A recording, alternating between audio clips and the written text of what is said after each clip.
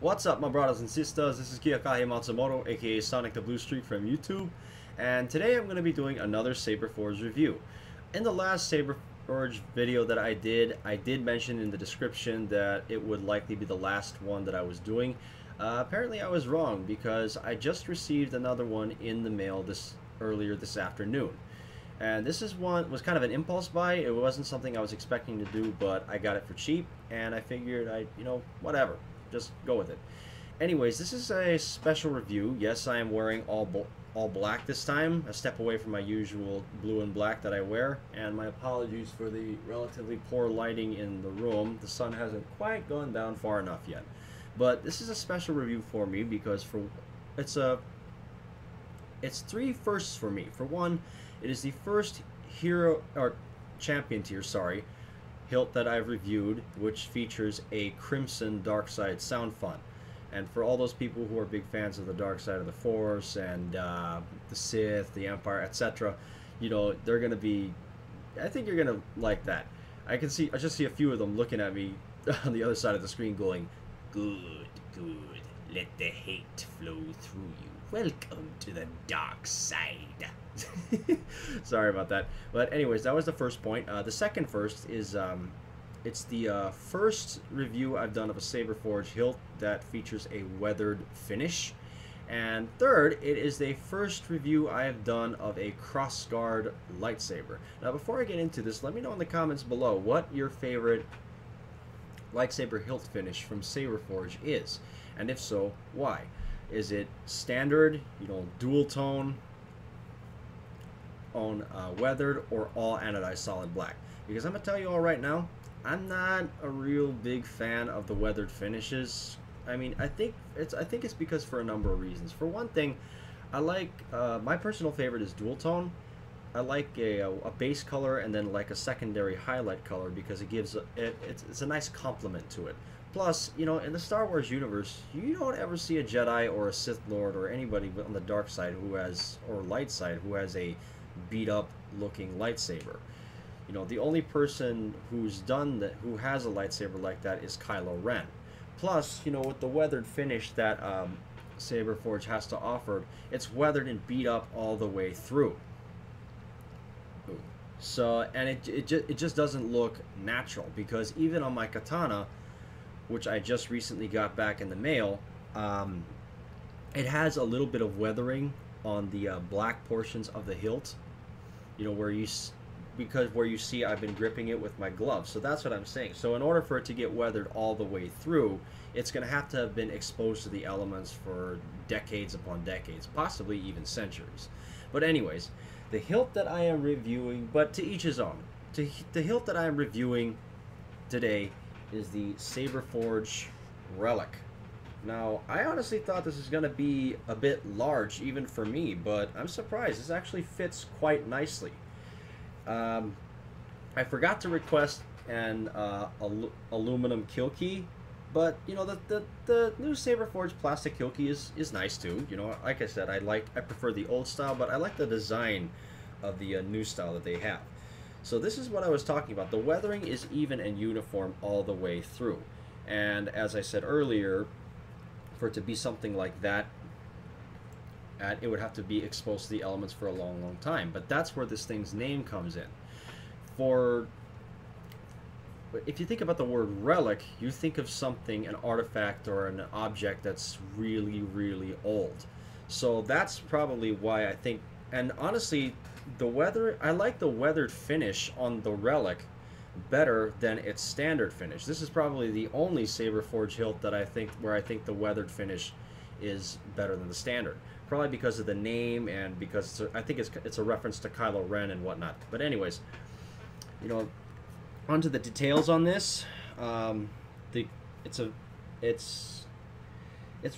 actually quite comfortable to hold. I didn't think it would be. The grenade grip, the grenade segmented grip, they're not as smooth as the one on my Aries, so it's a little less comfortable. But it is, it's still nice. It's still really nice to hold. This is a really sturdy piece of work. The only thing I would caution people about is when you're swinging it around, watch out for this pommel, because the edges on the pommel are actually on the sharp side, so you can gouge yourself. I nicked myself on my arm earlier today when I was practicing with it.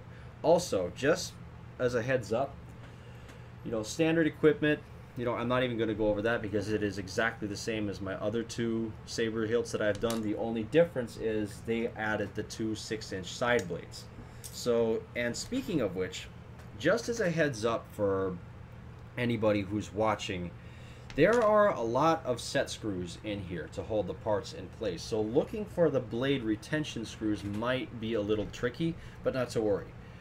The two side blade retention screws are right here and here, just so you know where they are. And for the top, if the momentary switch is facing you, it is to your right. So this is in 12 watt plus red, crimson sound font. And just as a heads up, just as a little bit of a warning as well, again, the lightsaber is not going to last as long on its battery as you know my other two will. The reason is because not only are you having a 12 watt plus LED unit siphon off, you know, the energy supply from the battery, but you also got the two 6 watt plus side blades as well. So it's probably going to drain about twice as fast as your as a regular single bladed lightsaber. But still, this is a really nice looking hilt. It feels great. And the thing is, and I've had people ask me before, you know, what, let me get the blades out, the plugs out. You know, I've had people ask me before, why do you like lightsabers but not be a big fan of Star Wars? I guess because I'm a weapons enthusiast, but for me personally, nothing beats the feel of a sword or staff in your hand. I like melee weapons, particularly swords and staves, and I think I like that. You can appreciate the heft, the balance, the lightness, and when you hold one, because you kind of feel like a knight of the Round Table or a samurai of old defending their homelands from any incoming forces. And with this thing, you are definitely going to feel like a knight of the Old Republic, because after all, it is based on an old, you know, medieval weapon. So, anyways, all chit chat aside, let's get on with the main showing. I'm trying to keep this video down, you know, the time down to a minimum, because I had some people complaining before that my videos were too long, and I apologize about that. I have a tendency to ramble on, so I'm going to keep this down and go over the brief points as quickly as possible. So unfortunately, this is not off of a full charge. I have not had the proper time to charge it all the way through like I'd wanted to. I have a meeting I have to go to here in a few minutes. So, you know, my apologies for that, but when I do the video of the blade color in the dark, I will charge it fully, and you will see what it looks like. But anyways, SaberForge Relic, crimson sound font, 12 watt plus red.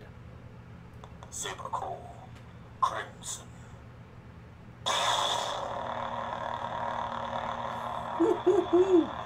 Now this puppy is bright. Back up a bit so you can see better.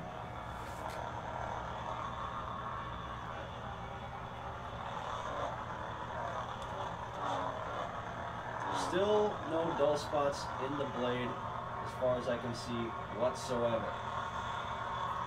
This is really nice. It is an exceptional addition to this thing. It does feel a bit strange handling this thing, I will admit. I think the main reason is because I'm used to holding a sword in a kendo style, a Japanese style, where only one edge is used for cutting and the other is used for blocking or defense. With the broadsword, however, there are two edges that are sharp, so plus I have the two side blades, so it feels a bit weird to hold. So, but I have no doubt I may get used to this relatively on the quick side. So, if I don't end up using it a whole lot, I'll probably end up giving it to my classmate Jaren Agbanawag, so it doesn't end up sitting on my shelf and collecting dust. Because my classmate Jaren, you know, me and my friend Jordan, we have our SaberForge lightsabers. I have my katana and my Ares. Jordan and his girlfriend Chantel, they have their hero tier acolytes. But Jaren just has a Hasbro Black Series Kylo Ren lightsaber, and it looks nice, but it's not good for dueling. Plus, as far as brightness goes, it pales in comparison to this thing. No pun intended.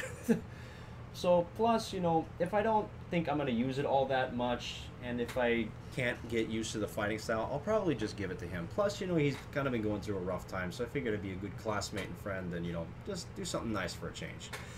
So, yeah, that's it. That's it for my review of the SaberForge Relic. Again, this is a very, very good quality lightsaber. The only one that I like the weathered finish on better, and it is really phenomenal. I didn't think I'd like the crossguard lightsaber styles, but I was wrong again. So, you know, excellent work, Phil Isherwood and everybody at SaberForge. And thank you, Melissa, you know, one of the customer sales reps, for answering my question about the blade color. And yeah, so that's it. I hope I answer any and all questions you may have. I will be posting a blade color in the dark video very soon. Also, you know, after that, it probably will be my last SaberForge review for a little while, because I have some personal finances I need to take care of. I have to start saving, and the holidays are going to be coming around the corner soon, so I need to save up to get, you know, my family Christmas gifts from my grandma, my mom, my dad, and my little sister. But anyways, hope I answered any questions you might have.